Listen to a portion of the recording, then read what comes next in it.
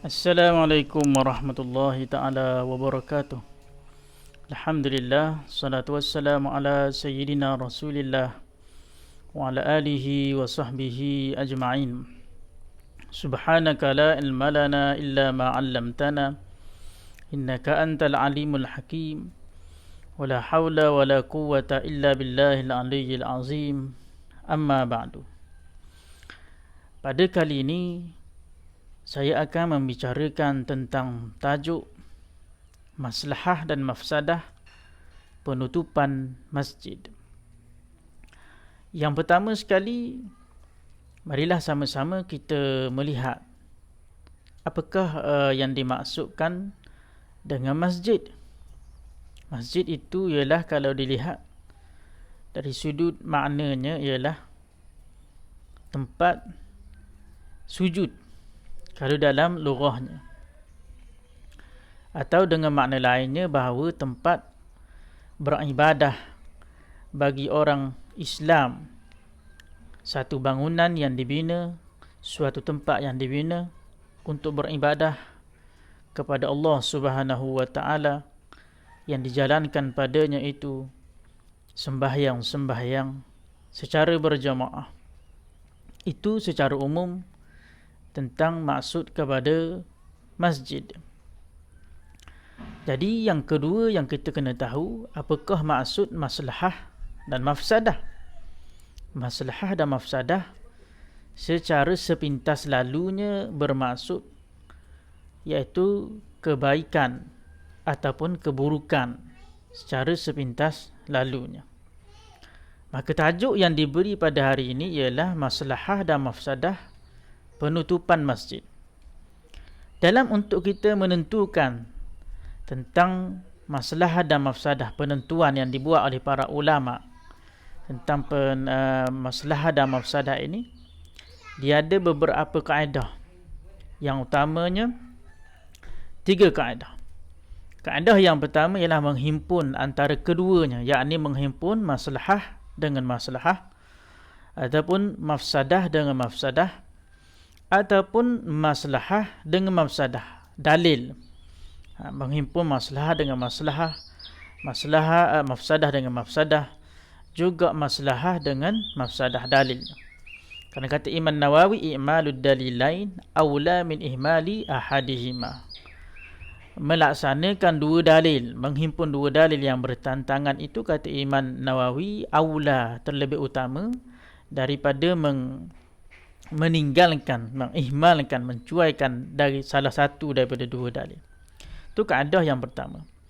Kaedah yang kedua, mengutamakan dan mentarjih salah satu daripada masalah dan mafsadah daripada keduanya itu. Yang pertama, cara untuk kita mentarjih, yang pertama lihat kepada keyakinan. Utamakan masalah qat'iyah berbanding masalah mauhumah, iaitu masalah yang qat'i, secara yakin, memang yakin, berbanding dengan yang tidak qat'i, mauhumah. Yang kedua, mafsadah yang qat'iyah, kerosakan yang jelas, qat'iyah, yang diyakini, bukan jelas, yang diyakini, berbanding dengan mauhumah yang tidak diyakini. Yang kedua pula ialah jelas, utamakan masalah yang arjah berbanding dengan marjuh. Begitu juga dengan mafsadah, mesti lebih arjah daripada marjuh. Mafsadah yang lebih jelas, contohnya pandemik COVID-19, jelas mafsadahnya, keburukannya apabila bersentuh, sama ada bersentuh mana-mana anggota dengan orang-orang yang positif COVID-19, maka terkena dan boleh melarat, menjangkiti kepada seluruh kontak rapat dan juga orang-orang yang berhubung dengan penyakit tersebut. Yang ketiganya, mengikut kepada umum, utamakan masalah umum berbanding dengan masalah khusus. Begitu juga mafsadah, perlu utamakan mafsadah yang lebih umum berbanding dengan mafsadah yang khusus. Dan dari segi aplikasinya juga kita perlu lihat masalah yang lebih besar berbanding dengan masalah yang kecil. Begitu kepada menolak mafsadah, mestilah menolak mafsadah yang lebih besar berbanding dengan mafsadah yang lebih kecil.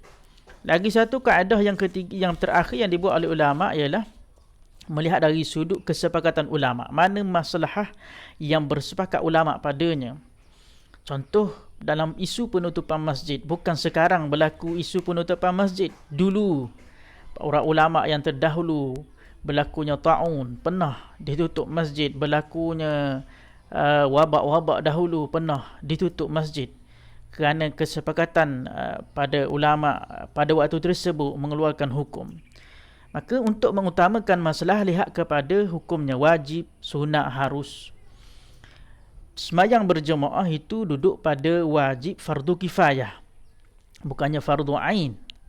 Makanya di situ dilihat oleh para ulama pada hari ini untuk menutup masjid kerana mafsadahnya yang lebih besar, iaitu membunuh.